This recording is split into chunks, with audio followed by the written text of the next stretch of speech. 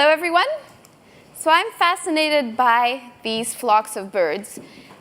Together, they can do beautiful, complex behaviors in the sky. And there's many features that are interesting for real-world applications. For example, if you keep adding birds to the flock continues to fly, so they can scale to very large numbers. If a bird falls from the sky, the whole flock doesn't crash to the ground, so they're robust to individual failure. And together, they can do more than the sum of their parts. For example, they're better at avoiding predators as a group as an individual bird. And really what's fascinating is that there's no leader in this flock telling every bird what to do. It's just the result of the birds looking at their local environment and following a simple set of rules. And we see examples of emergent swarm intelligence all around us in nature. You might see it in ant trails leading up to your picnic table. You might see it in beehives when they make decisions about their next nest site.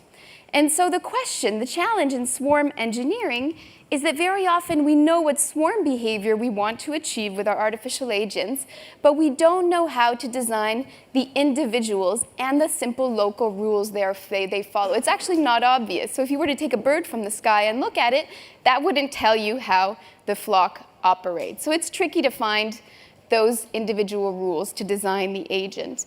And so we use different techniques. One technique is to use bioinspiration, which we heard about in the previous talk. Biologists, it turns out, have been trying to understand how the birds can do this, how the ants can create their trails, and how the bees can make decisions. And once we take those rules, we can implement them in artificial systems. So here's a swarm of 10 robots, I'm behind the camera here, that were designed to create communication networks outdoors. Here what you're seeing is a flocking behavior that's inspired from how the bees might do it. And so here they're taking off, they're fully autonomous. They're about bird size, so you might be able to spot a bird in the video while we're waiting to start our experiments. And then you're going to see the GPS trajectories of these robots. And these robots, we basically simulated them to understand what they would do. And it turns out when we throw them in the air, they were meant to converge to a circular topology. And that is indeed what they do. I think the video is not sped up in the way it is on my laptop, so we might not. Oh, there we go, GPS trajectories. You can actually see the wind because it's not symmetric in the way they move. So it starts very messy, and over time, you get a beautiful circle, which is what we had predicted because we understand these local rules, and we can implement them, throw them on a swarm of flying robots. And here's our circle. We can also do this for ant-like trail formation. So here's 100 coin-sized robots at our laboratory, at the Bristol Robotics Laboratory. We're releasing them, and they're creating a trail to that robot at the upper right part of the screen. And here's an example of decision-making. I think I saw Michael here, who's the one who implemented this.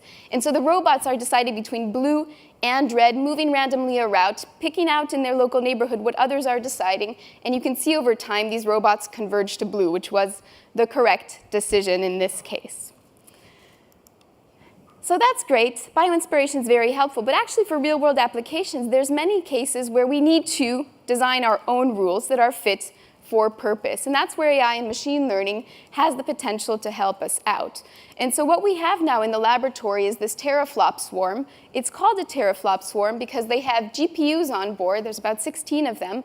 And this allows the robots to do things like artificial evolution to automatically discover the swarm rules so that the group as a whole can do what we want them to do. Now, you saw the robots, there were 10 of them. Some of the little kilobots, those coin-sized robots, there were maybe 100 up to 1,000 robots. But actually, in my mind, a swarm needed to work in much, much larger numbers. And so I got excited about the field of nanomedicine, and in particular, the ability of nanoparticles, tiny vehicles, to basically deliver drugs or diagnostics directly to the site of a tumor. And what's fascinating is these nanoparticles, I'm simplifying here, arrive through the bloodstream, leak out into the tumor tissue, and these particles work in the 10 to the power 13. So that was the huge number that I was excited about. And the particles in the laboratory where I worked at MIT came in many different sizes, they came in different shapes, they came at different charges, that changes what they interact with. They came in different materials, so you could use magnetic fields or near-infrared to activate these particles. You could decorate the particles with molecules that allowed them to bind to other particles or to cancer cells. and you could load them with a drug that you could release in a more or less controlled fashion. And so if you look at it from a swarm perspective, well, you know, the birds, they had their brain that was controlling the way they were able to flock. On the flying robots, that was a program that I implemented on the robots that allowed them to flock. In the case of the nanoparticles, there's neither a brain nor a program, so it's really how you turn the knob on the design of these particles, their size, their charge, their coating, their material, that generates their behavior as a collective. And it's actually quite useful to think about this. So here's an example of looking at nanoparticle behaviors actually under the microscope, because everything we do in simulation we try in reality. And so here in green you have little nanoparticles. In red you have an artificial tumor on a chip.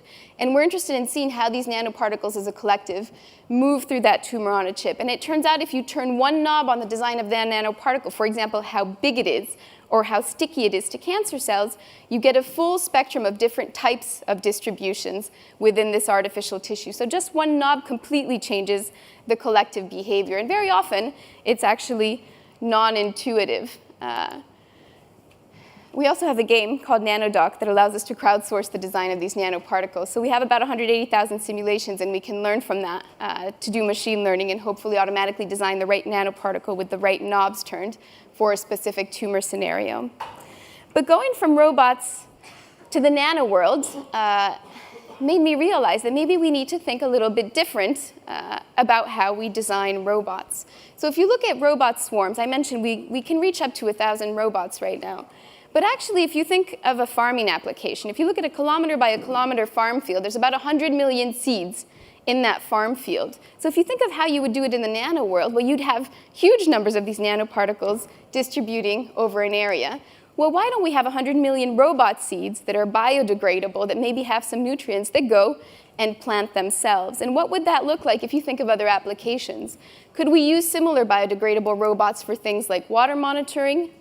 Could we use them for things like disaster scenarios, where they might be able to deploy over an area, detect where we might have some victims, light up, so that we can locate them a little bit easier? Or maybe you could deploy them on that bridge to understand where the fractures are. All right, thank you very much.